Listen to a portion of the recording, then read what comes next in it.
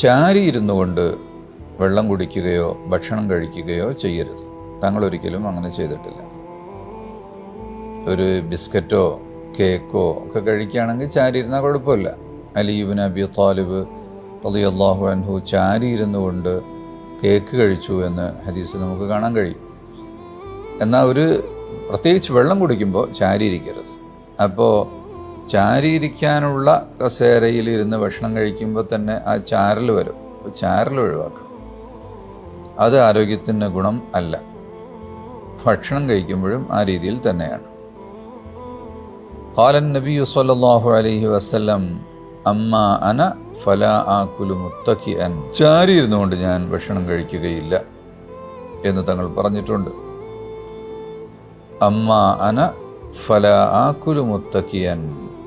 അത് നമ്മെ ഉണർത്താൻ വേണ്ടിയാണ്. അങ്ങനെ കഴിക്കരുത്